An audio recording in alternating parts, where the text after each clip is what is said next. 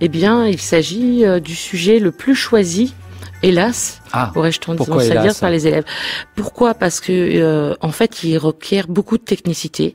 Donc, les élèves se réfugient dans ce sujet parce qu'on leur demande depuis le plus jeune âge de raconter des histoires, et ils oublient qu'en réalité, il va falloir d'abord comprendre un texte, en percevoir les enjeux, ainsi que percevoir les caractères singuliers de l'écriture du texte, et ensuite seulement rédiger son propre texte, soit en s'appropriant certaines de ses caractéristiques, soit en s'en éloignant.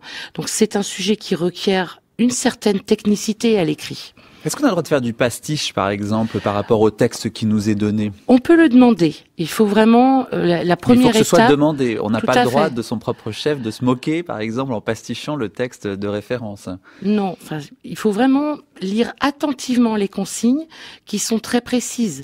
D'ailleurs, l'un des écueils l'un des risques de ce sujet, c'est de mal lire, parce que on peut nous demander de raconter, de décrire, d'argumenter, d'écrire une lettre.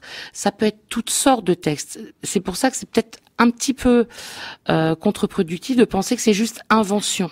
C'est pas seulement inventer, c'est écrire à partir d'eux.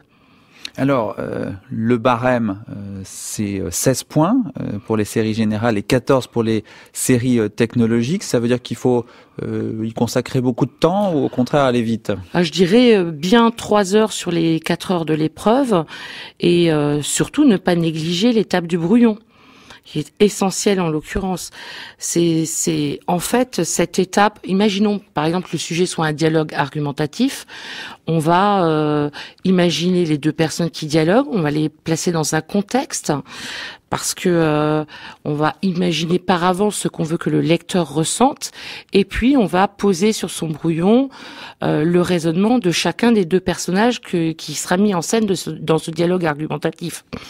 Donc on ne doit pas négliger cette étape du brouillon, c'est même la plus longue, et d'un autre côté on ne doit pas rédiger dès le brouillon, sinon on n'a pas le temps en 3 heures. Oui, il faut marquer uniquement les étapes finalement par lesquelles on va passer et rédiger ensuite au propre. Qu'est-ce qu'il faut éviter, Marie-Sandrine Lamoureux ? Je dirais qu'il faut penser d'abord qu'on va soi-même être lu, donc rédiger dans une langue suffisamment maîtrisée pour que on ait plaisir à lire et qu'on oublie la technique au profit de ce qui se passe dans le texte. Tout comme on le fait lorsqu'on lit un passage de texte nous-mêmes. Et puis, se rappeler qu'il y a une visée précise, des consignes précises. Ne pas s'éloigner des consignes qui ont été données. Par exemple, si on demande une lettre, il va y avoir une certaine forme attendue. Et puis, évidemment, la question que se posent les lycéens aujourd'hui, c'est comment s'y préparer. On peut imaginer que soi-même, on peut faire des récits d'invention chez soi dans l'optique du bac. Je dirais d'abord apprendre à repérer les caractéristiques d'un texte en amont. Et ça, on s'y prépare tout au long de l'année dans les différents exercices du baccalauréat. C'est pas invention d'un côté, commentaire de l'autre, question sur corpus encore d'un autre côté.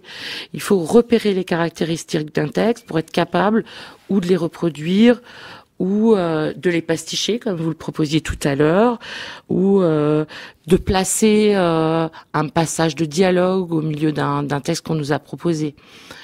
Donc s'entraîner, oui, se relire, être relu par d'autres et lire forcément, parce que nous sommes des êtres d'imitation, on apprend d'abord à faire des gammes avant de composer. Et on peut lire ce qu'on veut dans le domaine de la fiction ?